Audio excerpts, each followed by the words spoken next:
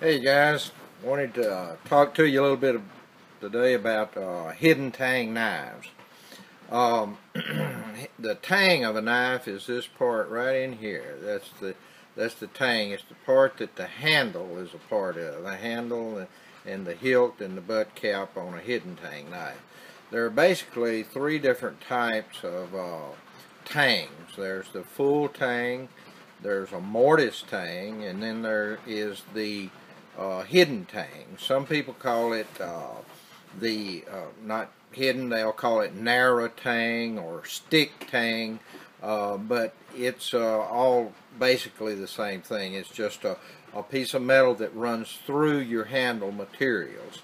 Um, Sometimes they have a bad rap. Been given a bad rap by marketing campaigns and so forth, trying to sell full tang knives. Just because the full tang knife might be a stronger uh, configuration or stronger knife, does not mean that the narrow tang knife is a weak knife. It doesn't make it a weak knife because it has been holding up well for centuries. It's been used in many situations.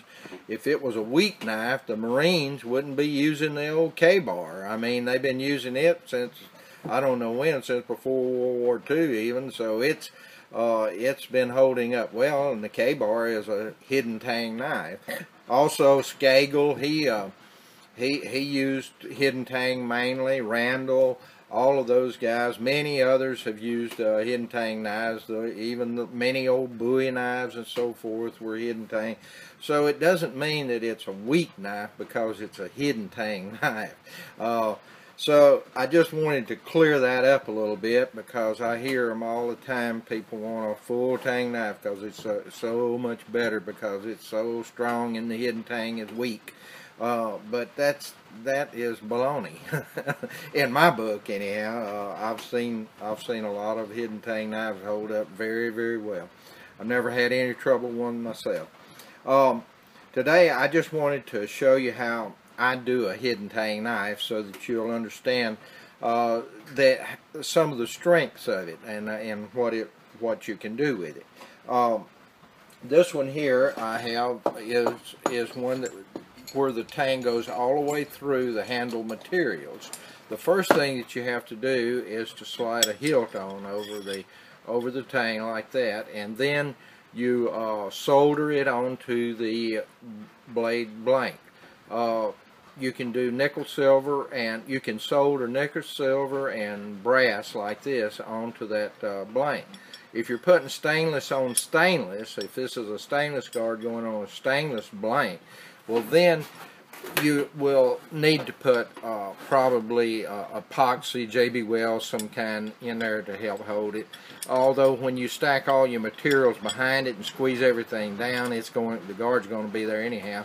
But if you put JB Weld in there, it fills up all of the little holes and everything, and JB Weld holds very well.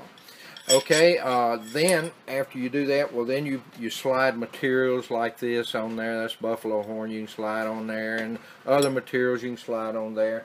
I've got even leather, pieces of leather. You knock holes in this, slide those on there and make a leather handle.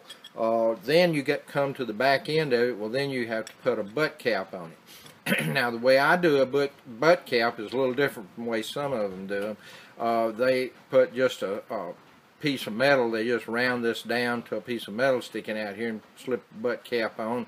Sometimes that butt cap will break off. So what I do is to mortise it onto the tang like this, and then I put a screw in the end of it back here at the back. I take a little screw and then I screw it in there, and that like that, and it holds everything together. It'll pinch everything together, and of course you got epoxy in there and all too, but it pinches everything together and makes one solid piece of handle.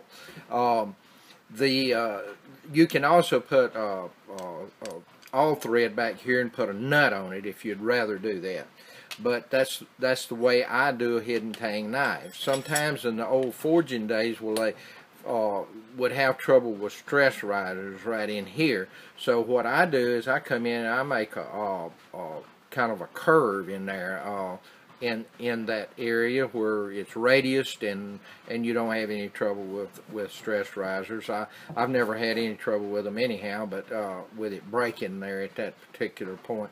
If it's a sharp right angle, it could do that, but with this radius, you pretty well eliminate all of that. There's also another way that people do a hidden tang knife, is that they you put the guard on it like this, and then you just stack your stuff on behind it, and then you put a pin through it. Here, fill everything up with epoxy, all your handle materials with epoxy, and then you slip everything together and pinch it down, and then put a pin through it. Some don't even put the pin through it. They just put these little notches or something like that in it, and a hole in it like this, fill everything up with epoxy, and the hole fills up with epoxy, and when it sets up, well, it's not going to go anywhere anyhow. So you can either put the pin or not put the pin. Skagel always, old Skagel knives, you'll notice they got a pin, they got leather put on, and then they got a crown stagger or whatever kind of exotic materials or whatever they put on behind, and then put a pin through it. This is a good way of doing it. It's all one solid piece once you put all that epoxy and everything in there, and it's a good solid knife. Won't have it. It's not weak. It won't break on you or anything like that. So don't worry about that, especially with a handmade knife. This is this is a 1/4 inch thick stuff, so it's not going to break. I wanted to show you a couple examples of hidden tang knives. This is one like you just saw there, where the tang comes back in here about 3 inches, and then you got a pin that runs through, that's been put through it right like that, the guard. Of course, everything is when you put it all together, it has to be contoured on a belt grinder and everything. You have to shape your guard and all of that. You have to shape your handle and put a hole in this and all. But here's one that with a butt cap on it. The tang runs all the way through. You got your butt cap, you got your guard. This is a nickel silver guard on this one. Then you got your little screw that holds everything. You pinch everything together with that, and it becomes one solid piece of handle. With epoxy in there and pinching it all together, it's not going to have any problems. It won't be a weak knife. It's a good, solid, strong knife. I have a limited amount of these on the website. If you happen to, this one I think is on their website right now. This is October the 13th, 2014. So if you hurry up, you may be able to go over there and pick one of these up. This one will be on there also, along with a couple of others.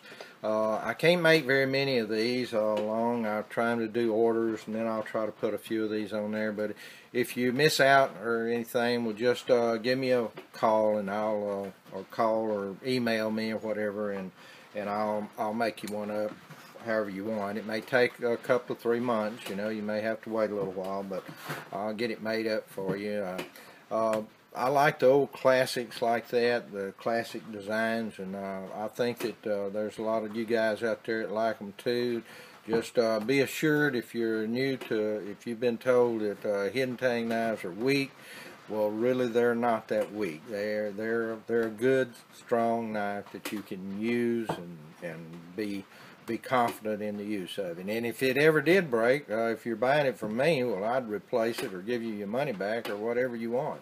So just remember that, and we hope we'll be able to do business together if you need a knife. Thanks.